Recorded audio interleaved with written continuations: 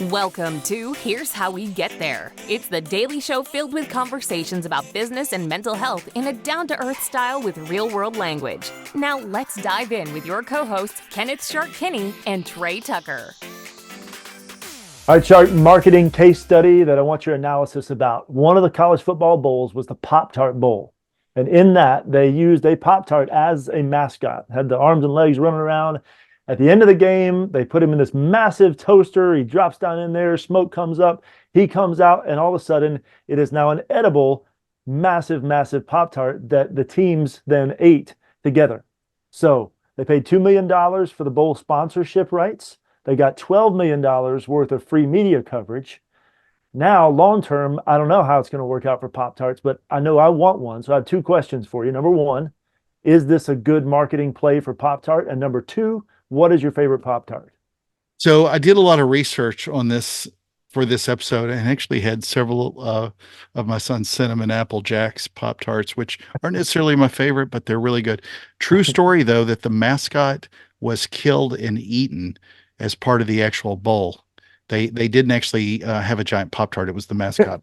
This is, this bowl game has been 15 different names. I mean, it's at the Camping World Stadium in Orlando anyway.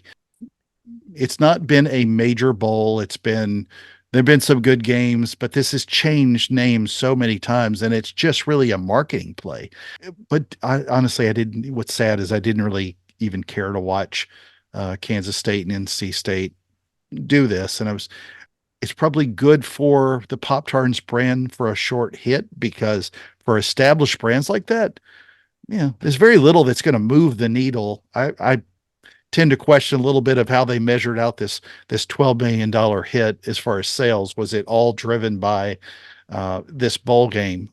Media coverage, free media coverage. Yeah, but then translate that to sales. I mean, what did the consumers think this was a joke, or was it just that we only take the idea that every bit of media coverage is great idea? I mean, a lot of people are going to look at this and go, "This is stupid. I want, a Reese's peanut butter cup instead." Who knows? Did they even sell Pop-Tarts at the game? Would be interesting, because you probably had to pay for overpriced and bad tasting hot dogs and everything else. It's always great. And I thought this was going to be our sports show, and somehow we've turned in our Sports Saturday show into a Pop-Tart business question, but it's very interesting from a one-time hit. And I could see them doing more games like this with new sponsors. If you want to introduce a new product or service, just go to the Pop-Tarts Bowl. And when that deal runs out, you throw that in and you get some coverage out of it. You've got to be able to, one, measure truly what the impact was. The media coverage is great, but how much did it really, what did it do for customers as far as the experience goes?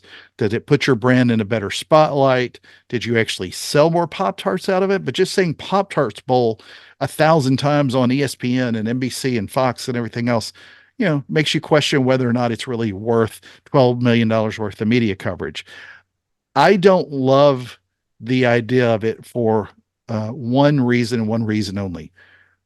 Where does this translate to in the next quarter and the next quarter and the next quarter? When you think about campaigns, people get way too segmented sometimes or myopic, if you will, with just thinking about the short-term hit. And this is a good splash. It's a way to get a good splash, but is it going to be anything based on the history of this bowl game that people sustain?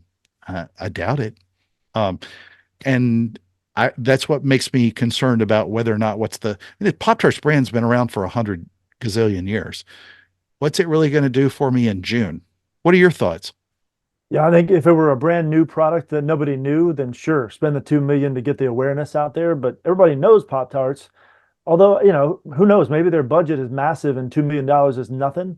Because I know, anytime an ad or a sponsorship makes you feel emotions, like in this case, people probably chuckling, laughing, smiling. Emotions strengthen memories. So if you can tie a positive emotion with a Pop-Tart, it made me want to go buy Pop-Tarts. Now, I'm on a no carb or low carb thing, so I didn't, but it definitely tempted me. So I'm not real happy about that. But yeah, I think it probably would have been better spent if it was a brand new unknown product. I do know that they did eat a strawberry Pop-Tart, which was interesting. That was the end product that they ate. But if you had your money on NC State, I hope you bet in Pop-Tarts and not dollars. Thank you for joining Shark and Trey on the Here's How We Get There show. Make sure to rate, review, and subscribe to the show and visit here'showwegetthere.com. That's here'showwegetthere.com.